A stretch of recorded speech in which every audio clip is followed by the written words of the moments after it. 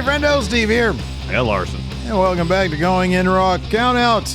We're in Royal Rumble mode, man. It's coming up in a week. Rumble season. Very exciting to be in Rumble season because after Rumble season is WrestleMania season, and then is the cold, dark days of in between Mania and SummerSlam. Yeah, where nothing happens. Where nothing Except happens. WrestleMania Backlash, which is just rematches from WrestleMania. Yeah, I think Money in the Bank happens too, which is fun. Oh, that's right. That's that's the start of the road to SummerSlam then. Yeah.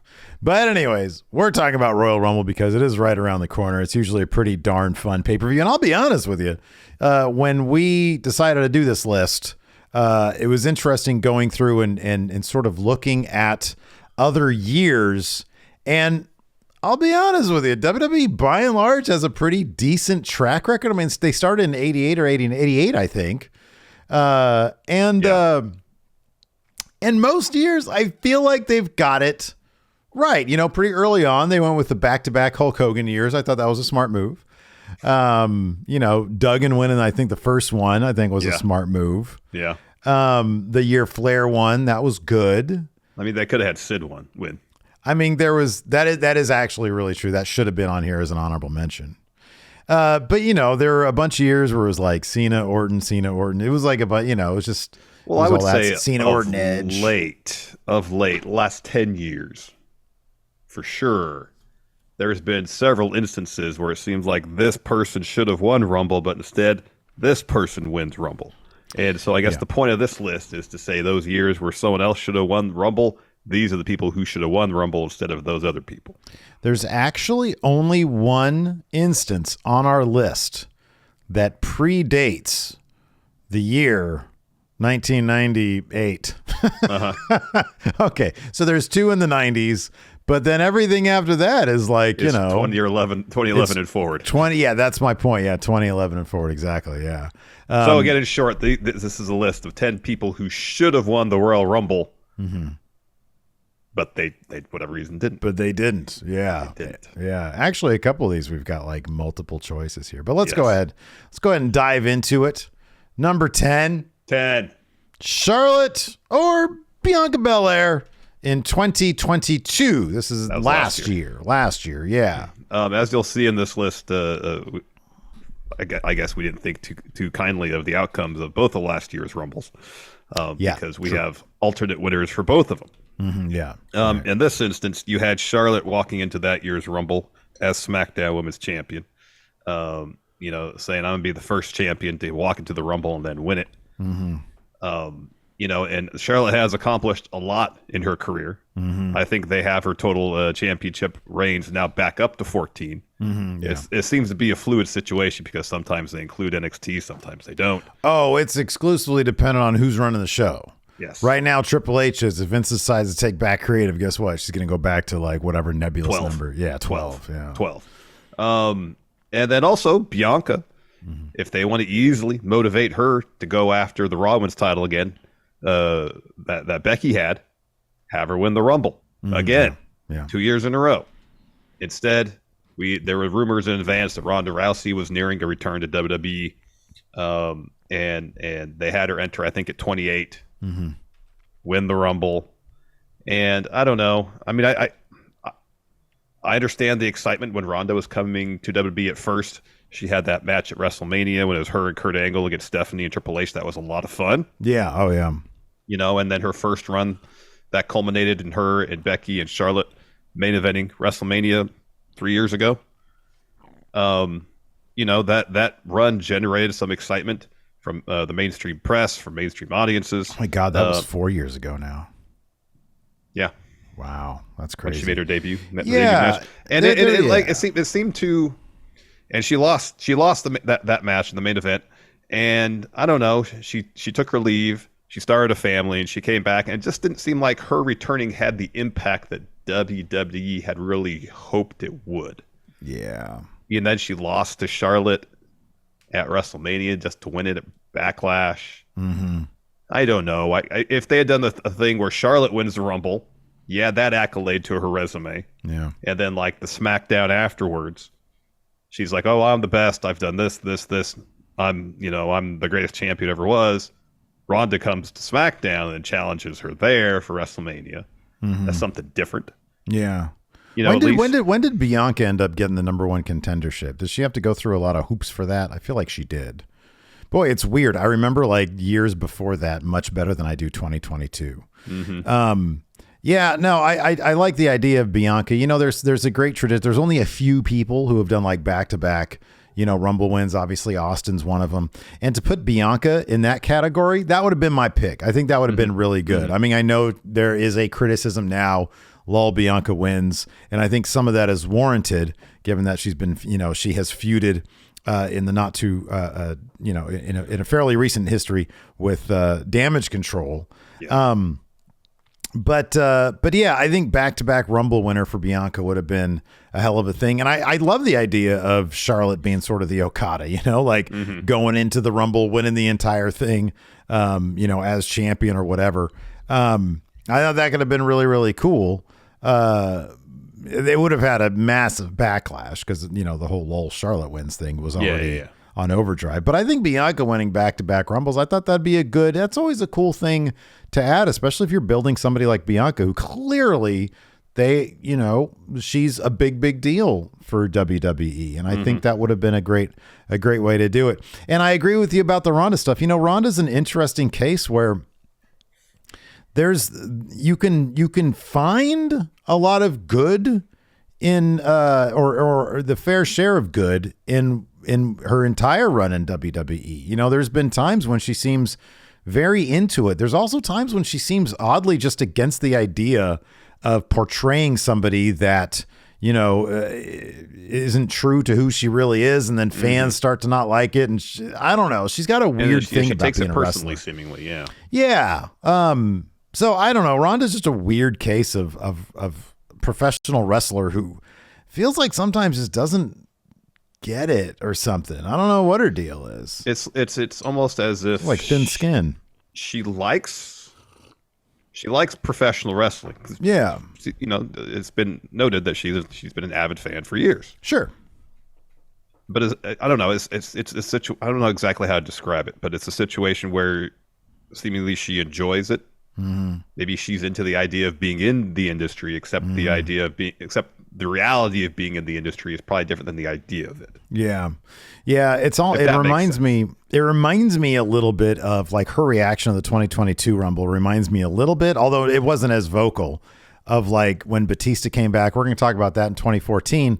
I don't know. It's weird. Nobody really wanted Batista back. It's certainly not as a babyface. And that is rewatching that for this video was really kind of surprising. Well, here's the thing. I don't think people would have had an issue with Batista coming back, but once he came back, everybody was like, oh, he's going to win the Rumble, isn't he? Instead of Daniel Bryan. I think if he came back and it was instantly obvious he's going to be involved in something outside the title picture, Dave is back. Great. Dude, let me ask you something.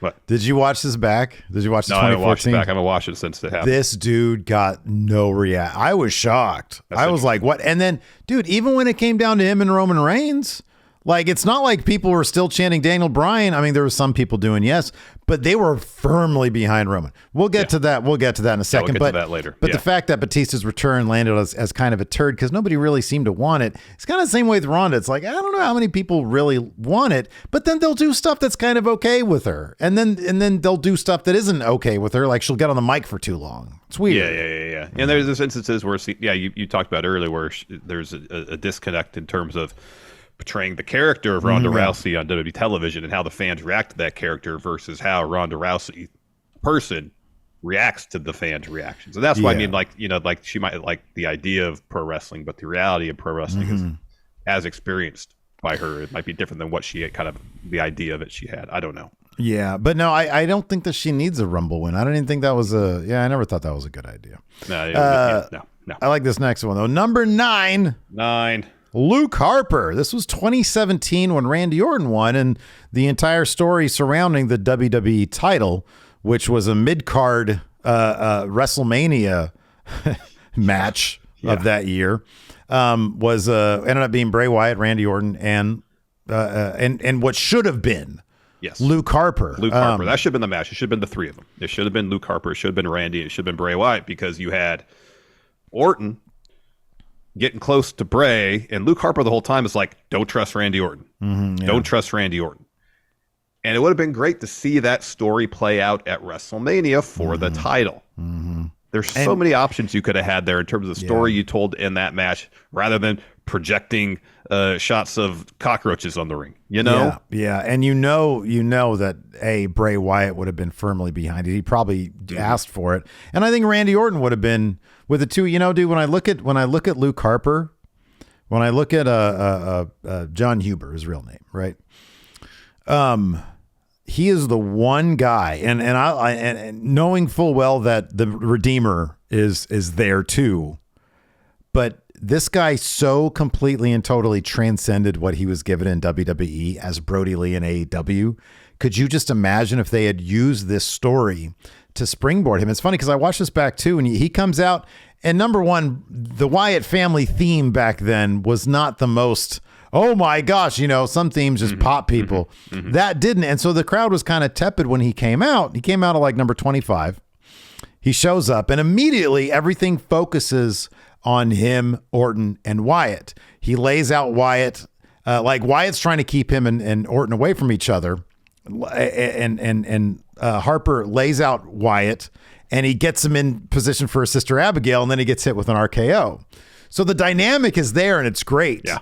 And could you imagine if they had taken Luke Harper and sort of if he got away from the cult of Wyatt and transformed into what we knew as Brody Lee, not like, guy who's throwing papers at everybody, but you could have done that at some point. Yeah. But the amount of energy that Brody Lee had in his performances now as a guy who's been liberated from the clutches of Bray Wyatt, and add that to the WrestleMania match between Rumble and Mania, you built him up in that manner. If he wins this Rumble in 2017, oh my God. Yeah. Like that could have been amazing. And you're making a new star. Exactly. And there could have been a lot of interesting stuff. You know, it could have been a situation where at the end of WrestleMania where Luke Harper is proven right. And Bray's like, oh, I'm sorry, man. I should have trusted you. And Luke Harper's like, had your chance. I'm out of here. Yeah. I'm not coming back. Yeah. I've gained my own sense of independence. I'm no longer reliant on you, Bray. I'm out on my own now. Yeah. You know, there could have been a lot of interesting story threads they could have used going into that match and following the match. But instead, what do we get? Boring face Randy Orton. Yeah, because Bray won the title at Elimination Chamber. I think like it was probably, if it's the same now, it's like the month after the Rumble. Yeah. On the road to WrestleMania, and then that set up the Orton Bray Wyatt match. And yeah, you're exactly right. I thought a lot of the story, you know, they did miss some beats. They went directly from, Randy, learning how to do eye lasers directly to Randy burning down Bray Wyatt's house without much of, I don't know. I guess the broad idea is he wanted to take apart the Wyatt family from the inside before burning it all down. Yeah. And that's what he did. But the story was told so clumsily there towards the finish. They eventually went to WrestleMania, of course, had that match where you talk about, they projected stupid bugs on the mat, and it was awful. It was really dumb. Yeah. But yeah, the idea of creating an actual star in Luke Harper, who we all now know had the talent. He had a ton of talent as Brody Lee in AEW. And man, they didn't even try to unlock that. And instead, they teased us with it, and it just went, it went nowhere. Highly disappointing that Luke Harper did not win the 2017 Royal Rumble. Indeed. Let's move on to number 8. 2022, Seth Rollins should have won instead of Brock Lesnar. So earlier on the card in Royal Rumble 22, we had the match that opened the card, Seth versus Roman. And Seth essentially drove Roman so crazy with his hijinks that Roman got himself DQ'd. Yeah, it was the only loss that Roman Reigns has had as the tribal chief. Yeah. And that's the match where Seth came down through the crowd. He had the shield gear on. And if they continued that story of Roman, got a really comfortable cat back there. She's ridiculous. You have because I appreciate that it's been mentioned a couple times, most directly by Seth, but also a couple of other instances where Roman, the Shield days are an issue for him. Yeah, they still are. Yeah, and I think by extension of that is his failed singles run right afterwards, is still an issue for him. Mm-hmm. Yeah. And we saw a little bit of that touched upon with this story.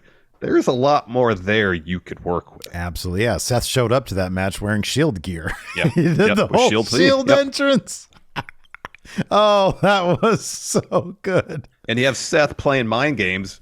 You know, Seth could make the case very easily that he is the most successful member of the Shield. Yeah, right. Absolutely. He could easily make that case because, there was struggles from a bit when he had that first babyface run, but otherwise, it's just been push after push, title after title. Well, he beat Roman at the Money in the Bank pay-per-view when Dean Ambrose eventually cashed in on Seth Rollins the night all three members. And that's another thing. Roman has never beaten Seth. There's so much there to work with. Mm-hmm. And yes, I know they wanted to have the moment where Roman definitively and finally beats Brock Lesnar, even though they wrestled at SummerSlam a few months later, just last year.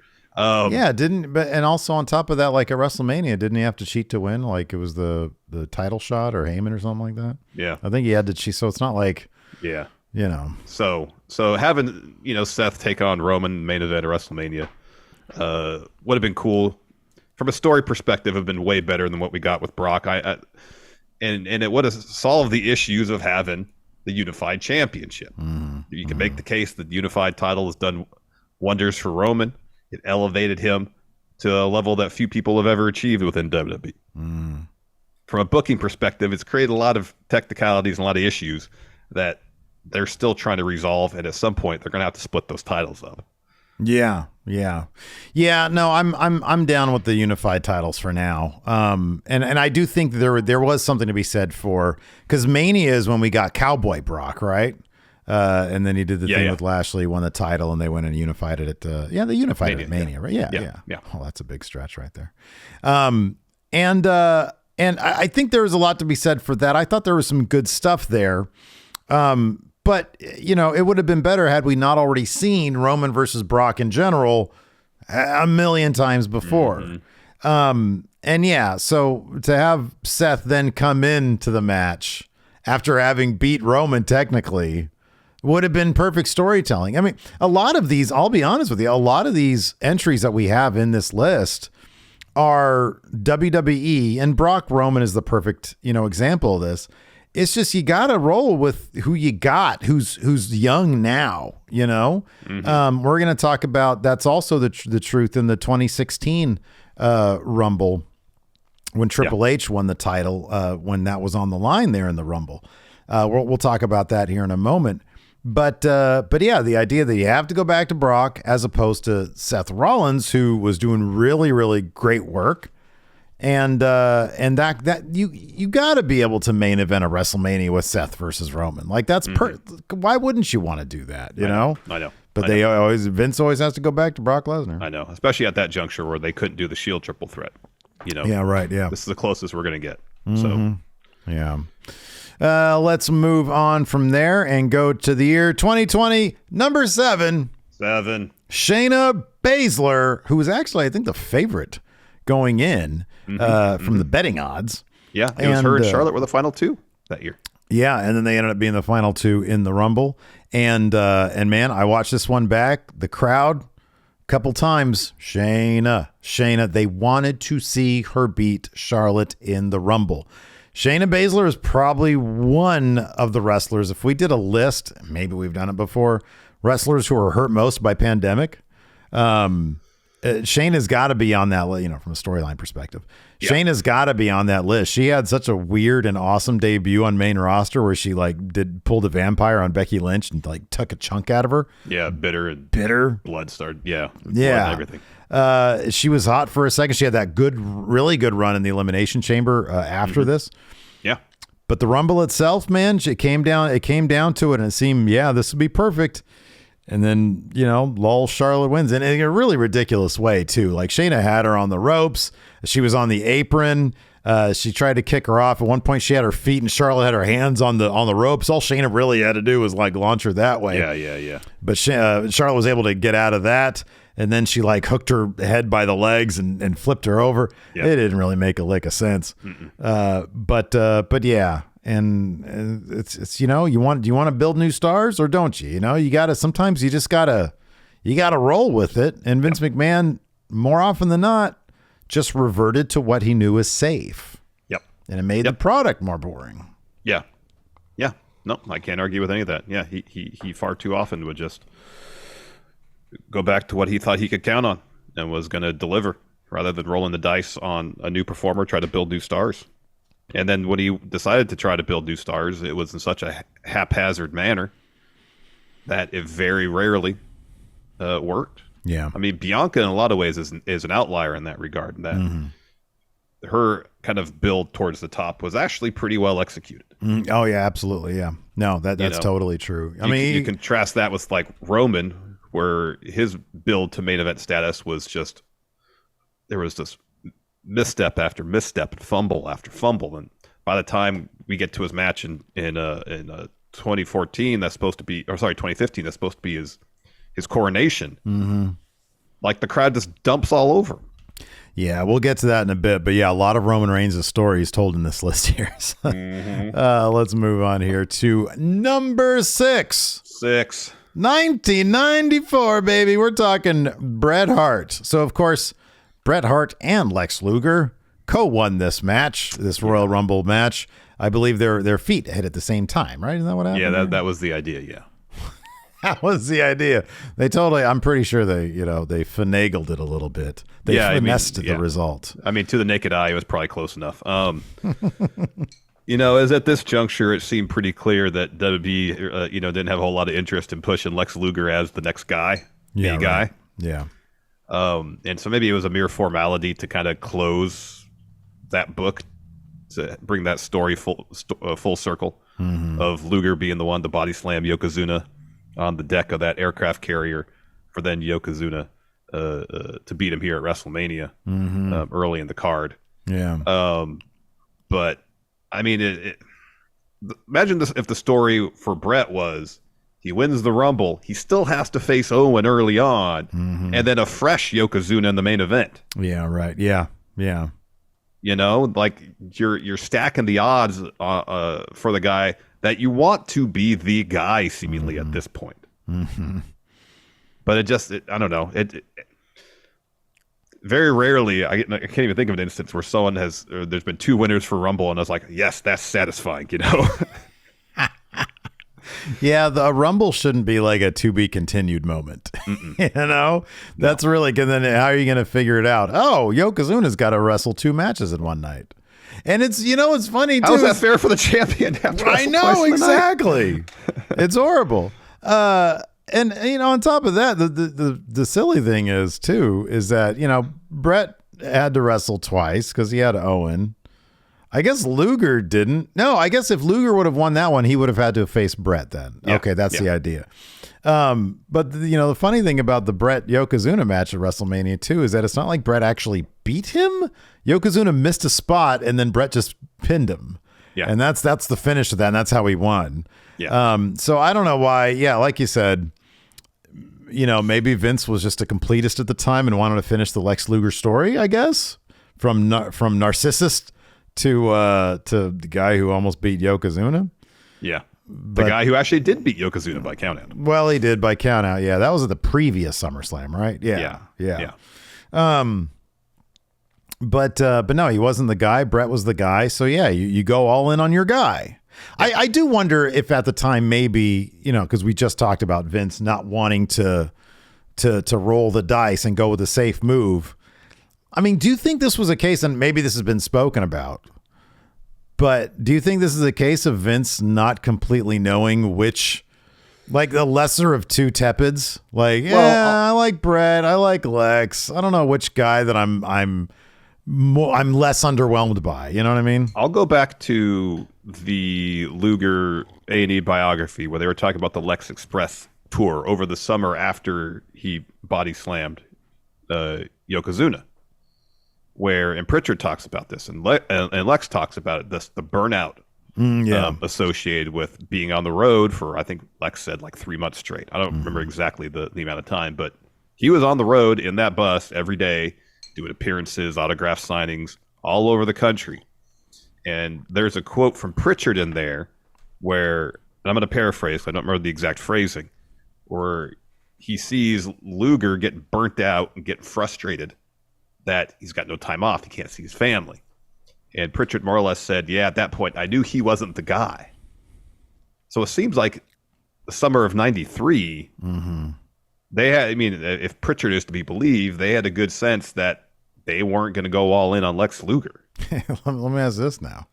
This is pure speculation or I wonder if part of Luger's frustration, which would never be vented publicly, is that he'd go from town to town and nobody knows what the fuck he is.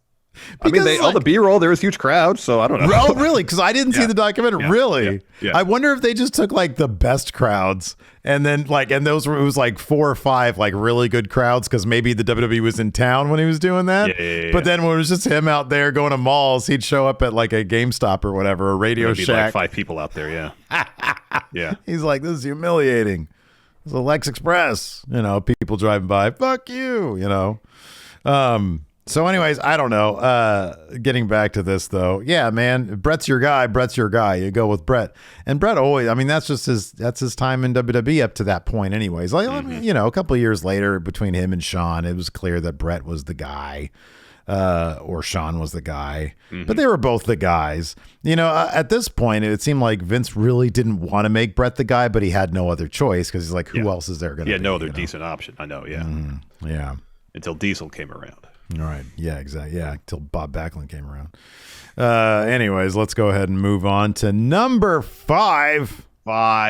Randy Orton in 2011. This is the year Alberto Del Rio. So a lot of this, at least in my mind, is in hindsight because I don't know I don't remember the exact time frame like when Edge found out he had to retire in 2011. So of course his match against Del Rio. I don't think he WrestleMania, found out until like right before WrestleMania. That's what I thought. What I thought.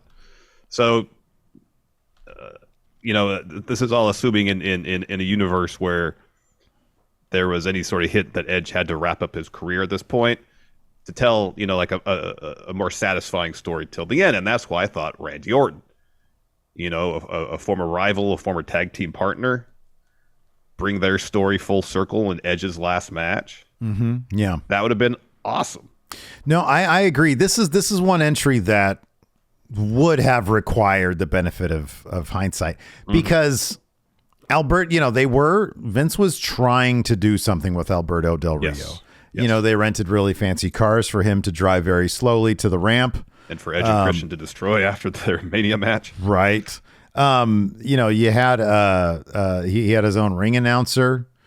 I look at Alberto and, you and I have often said that in person because we saw him live at least once.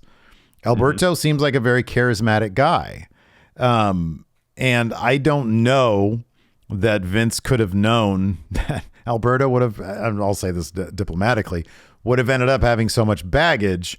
And I'll be honest, from our perspective, had Alberto Del Rio been like a perfect citizen, because I'll be honest, for me anyways, so much of Alberto's legacy is tainted because of what's gone on with him after the fact. The stuff with Paige, and beyond that. And so I don't know that this was a bad choice because I think in person, maybe he could see it, but in hindsight, absolutely, like Randy Orton would have been perfect to win this. And in fact, I think it came down to Del Rio and Orton as the final two because of what you said. I'll even throw out a different name as well, because this is months away from. You're going to say Christian, aren't you? No, but I did look at his name and that would have been perfect. That would have been great. He wasn't in this. I think he was already retired at the time. Yeah. Yeah, he wasn't in this Rumble, no. No, I was going to say CM Punk because this was months away from, because also Alberto went for the World Heavyweight Championship against Edge. Yeah. Miz was the champion walking into this Mania and had a match against Cena. Yeah. And had the match against John Cena. Now, if CM Punk would have won this, I know you wouldn't have been able to, that probably wouldn't have worked. You'd need either Miz to drop it before Mania or some other confluence of events. But if you remember, CM Punk was very critical, of Miz getting that Mania main event spot. And I can't think of two more, different competitors. Now, I don't know if at the time McMahon ever would have done CM Punk versus Miz in the main event of WrestleMania. Yeah. But if you could somehow get that title off Miz before Mania, give it to CM Punk, then you could have had the Money in the Bank stuff like at Mania months earlier. Mm-hmm. And if CM Punk is main eventing that, if he wins it the way Miz won it, I don't know. There's a lot of what ifs. But CM Punk clearly at the time was somebody that McMahon was eyeballing as, hey, I want to give this guy a shot. Yeah. You know, and then they did the Money in the Bank thing, and it was amazing. Yeah. All those options would have been really good. Yeah, it's always interesting thinking about that. Was it a big time wrestling show we went to? That was like a co-promoted show with Impact. There was a match between Alberto Del Rio and Moose. Yeah. And it was like no DQ or something, and so it was a relatively small venue, but they fought everywhere. And Del Rio had a promo afterwards, and there you saw the charisma. Yeah, right. You know, and it's interesting whether it's a matter of creative on WWE's part or whatever, that never translated, at least consistently, on WWE television. Yeah, I mean, I always appreciated it, the general packaging. You know, he's a good looking guy. I think there's probably things they could have done. I don't know exactly what that would have been, but I think, and even honestly, like I was watching Impact when he was, part of their programming. And I thought a lot of the stuff they did with him there was actually pretty good. Him and Conan and LAX all had a thing. And I thought he did really good work there. So maybe if they'd have taken, somewhat of a different, take with Alberto Del Rio, maybe WWE could have worked out for him. But he had a lot of baggage. I mean, there was just a lot going on there, backstage issues. And then of course we all know what happened after the fact. Yeah. But I will say this, I watched the match finish of this Rumble match back today, and he didn't get a great reaction when he came out, didn't get a great reaction when he won, and it was against Orton, and that crowd wanted Orton. I mean, for that alone, don't you roll with Orton, Yeah. But yeah, I think Orton fought CM Punk that year at WrestleMania, yeah. And probably the best match on that card. Yeah. All right, let's move along with number 4. We're going to take a trip to 2016. We've actually got 2 options here. You'll argue for one, I'll argue for the other. Larson. Actually, the name you added, I actually had on there first, and then I thought the name that I put on there. Oh, you had this on there, and then you took it off and you put the other one on? Yeah. Well, what's the one you put on there then? I put Bray Wyatt on there. Give us a reason why. So, of course, this instance happened after Triple H won the title of that Rumble. But you think of the kind of face-off that Bray and Triple H had in the ring on a Raw, I believe, where Triple H has that title over his shoulder. Bray comes in and kind of rubs his hand across it. And the reaction, the electricity in the crowd of that moment. Oh, they loved it. I mean, I'll even toss Sheamus in here. Have Sheamus win the Rumble and win the title and have him face. The problem with Triple H going into that WrestleMania as champion is... 1, he's got the legacy pop. He's Triple H. He's a legend in the business. Yeah. 2, whenever he crotch chops anybody, the crowd's going to pop for that. If he crotch chops Roman, guess what? The crowd's going to cheer for Triple H. Yeah.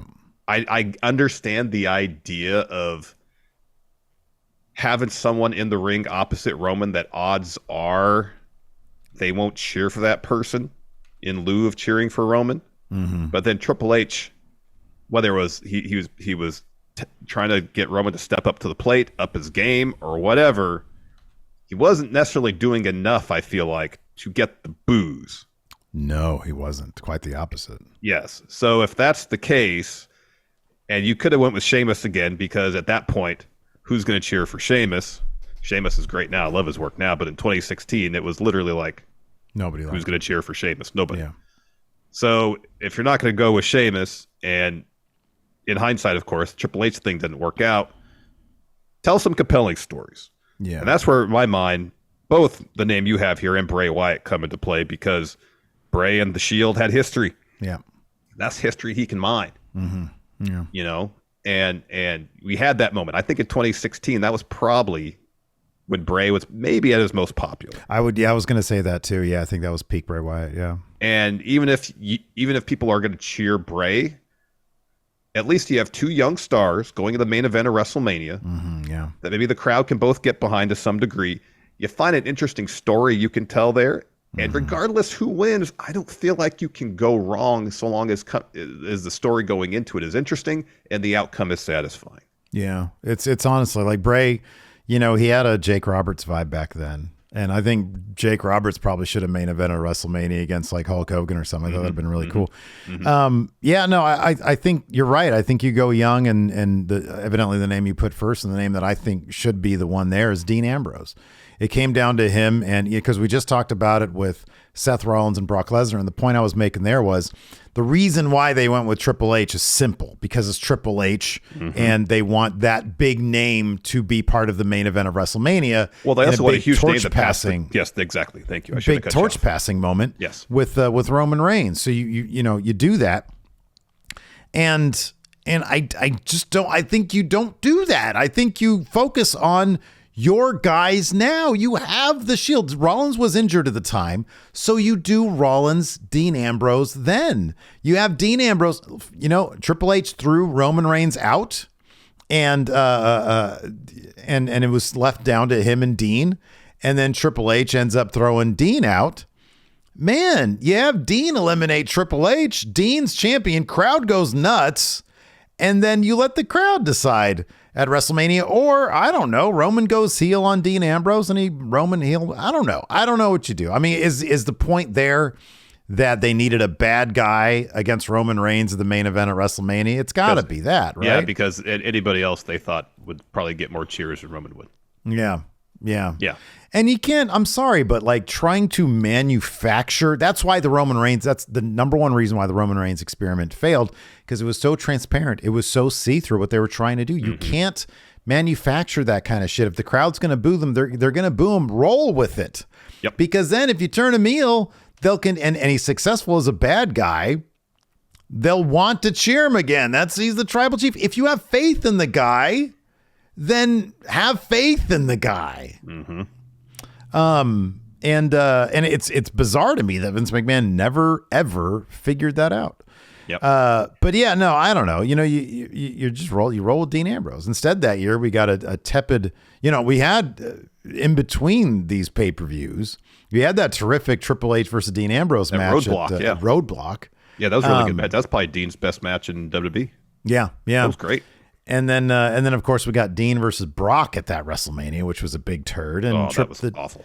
The Triple H Roman match was a big turd as well. Yeah. It was. But yeah, you do Battle of the Shield, Roman and Dean Ambrose. That's that's what you do. That's what you do. Agreed. Yeah. Or Bray Wyatt. Both are good. Yeah. No, I like that too. You roll with who you got. Let's move on to number 3. Roman Reigns in 2014, or there's another name on here, Daniel Bryan in 2014. Yes. So it would have been interesting if they had Roman win the Rumble in 2014 when the crowd was firmly behind him. Yeah, I know. Yeah. And maybe part of that was the crowd didn't want Batista to win, but also I think at that point the Shield was super over. The Shield was over. Roman didn't say a word. He rarely talked. He was the fucking cool guy, man. He was the cool guy in the Shield. They all loved Roman. Yeah. Of course, Daniel Bryan is why. That's obvious. That was the peak of the S movement. He had lost to Bray Wyatt earlier in the card, if my memory is correct. And then he wasn't even in the main event. He wasn't even in the Rumble. Yeah. And people were hoping that he'd be in the Rumble, win, get his shot at WrestleMania, because that's what everybody wanted to see. Yeah, everybody wanted to see Daniel Bryan win the championship against Randy Orton in the main event of WrestleMania, because it would have brought their story full circle. Yeah, I know. Yeah. No, they wanted Batista in there. It's crazy that the crowd is right there, just yelling, screaming for Daniel Bryan, and Vince still sends Rey Mysterio out there at number 30. That's horrible. That's absolutely horrible. And I know Vince is like, oh, yeah, Batista. We'll get him in. Look, we love Batista. Dave Batista's great. Love Dave. At the time, I did not need to see Dave Batista back on my screen. I just didn't. Eventually, we got Blue Tista in that run. But it was clear that he knew that they had fucked up, creatively speaking, when it came to him. And he's talked about that, too. Yeah. And so, yeah, Batista comes out. Crowd's booing immediately, and they're just chanting Daniel Bryan, Daniel Bryan. And then Rey Mysterio comes out at 30, and he was booed as well. And then the crowd, honestly, I've never seen a crowd this pissed off, this like just indignant. You know, they're like, we don't like anybody here. And then when it comes down to Roman and Batista, you know, I think it's probably a combination of we would have rather seen Daniel Bryan, but we really like Roman Reigns. This guy's pretty cool. He doesn't really say anything. He's not being shoved down our throats. So let's get behind him. Yes. And what a difference a year makes. I know. So he gets eliminated by Batista. The crowd's booing him. Batista's confused. But then of course that leads to WrestleMania 30, which is probably one of the best main events of all time. Daniel Bryan gets those titles off of Randy Orton and Batista. Which brings us to the next year, 2015. Let's talk about that. Number two. God, I'm jumping the gun all over the place here. 2. Daniel Bryan, 2015. Yes. Firmly Daniel Bryan. Yeah, this is after he came back from his injury.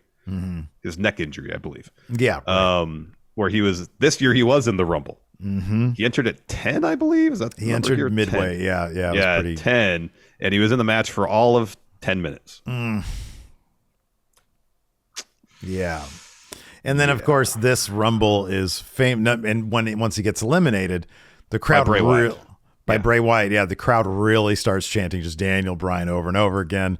You know, and then when it comes down to Roman Reigns, who eliminated... So was this the Rumble where Roman Reigns, like, slept half of it? Yeah, he was taken out by the League of Nations. No. That was 2016. I think. That was 2016 when he was defending his title. Was it? Yeah, because he came in at 19 here. Okay. So he gets attacked by.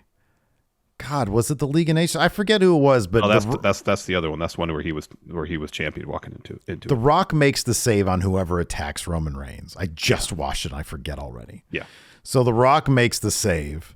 And then there's still Rusev because Roman thinks he's won. And then Rusev comes in there. And then Roman Reigns, you know, throws him out. And he wins.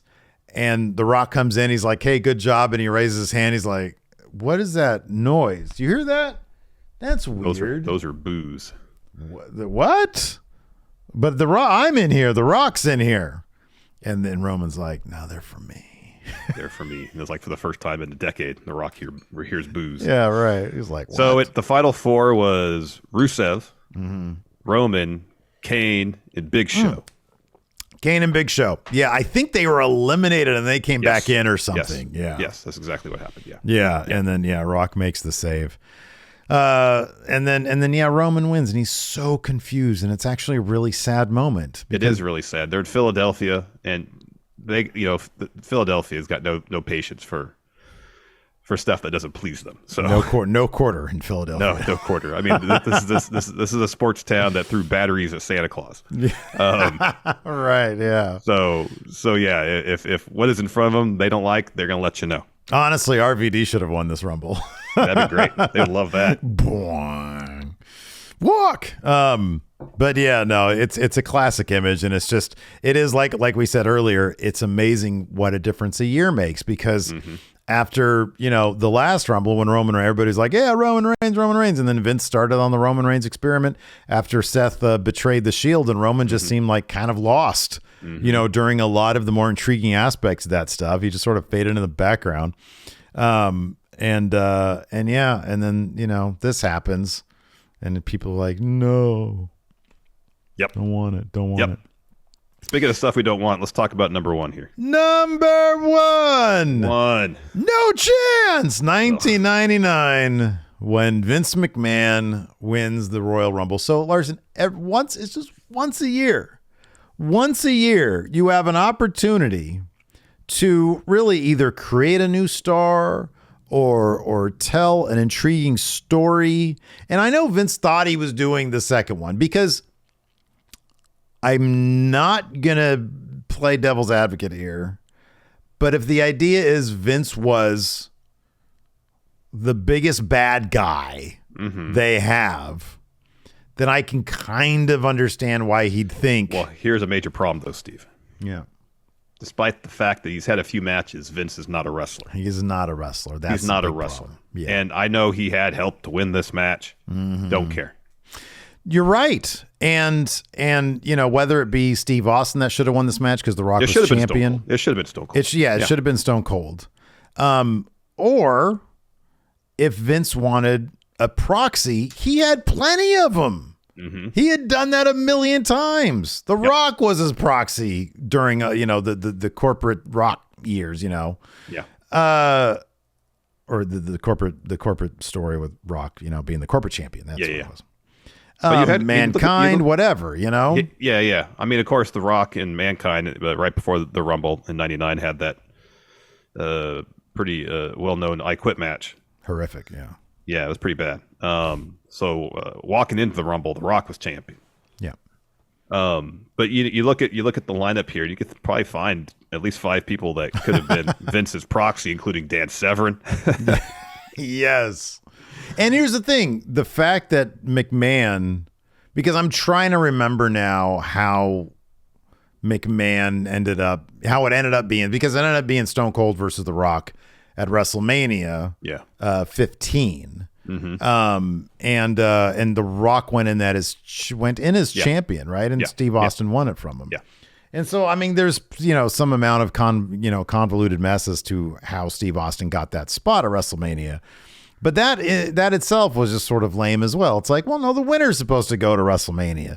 Not, you don't use, the Royal Rumble as some convoluted plot point to advance Steve Austin to WrestleMania. Yeah. So, it should have been him. At that point, it would have been 3 years in a row, right? 97, 98, 99. Yeah. Boy, that would have been, that would be pretty huge. They're pretty huge. But I mean, you could have had, in all seriousness, you could have Triple H. You could have had his heel turn happen a few months earlier. Right, yeah. Rather than at Mania, it's here. Had Shamrock. Yeah. Could have had him. Yeah. I mean, hell, you could have had Dan Severn. I don't know. You just need to take this whole enterprise very seriously as it was. So maybe if you have him win it. Maybe he would have turned over and, he's seen things in a different light. He's like, all right, Vince, I'll play ball if you have me win. Otherwise, I'm going to eliminate everybody. He's like, oh, I'm going to win. Makes sense. Yeah, exactly. Oh, this isn't some sort of cartoon Mickey Mouse land that exists here. Right, exactly. Oh, man. But yeah, no, I agree, man. Anybody but Vince. It's just that dude just, he booked himself way too much. And it's like, I get it. I understand Vince versus Stone Cold was like the feud of the Attitude Era. But yeah, man, he's not, like you said, he's not a wrestler. Not a wrestler. He wrestled, but he wasn't very good. No, he's not a wrestler. So yeah, Steve Austin, 1999, that should have happened. What? Oh, yes. Why wasn't it me, a damn son of a bitch? Anyways, that's going to do it for this episode of Countout. Let us know who you guys think. Who would you like to have seen win various Rumbles? Yes, let us know, please. Instead of those people. I mean, obviously, the big honorable mention, Sid, 1992. Any year he was in the Rumble, he should have won. Any year he was in the Rumble, yeah. Well, I mean, it's funny, going back to the McMahon story thing. 97 Stone Cold won that one, and look at that weird convoluted build to the main event. Yeah, it was terrible. That was a mess. I mean, it gave us Bret versus Steve Austin, but man, how great would it have been if Bret walked in as champion and Steve Austin, did the pass out thing in the main event. Oh my god! And only to win the belt the following year. Yeah, it'd been great. It's like it writes itself, basically. It really does. But then they did like something. What was it? 97 was like Sid Undertaker or something like that.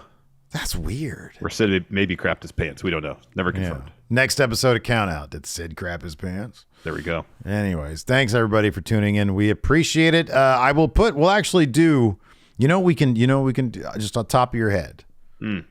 Any ideas for next week's Countout that we could put up for a vote to the patrons? No, I have no ideas right now. Well, actually, next week we're not doing one, but one for the Rumble's next afterwards. week, the week after. Yeah. So we got a week to think about it. Good. We got a week to think about it. Bereft of ideas right now. All right, I'm going to go take a nap.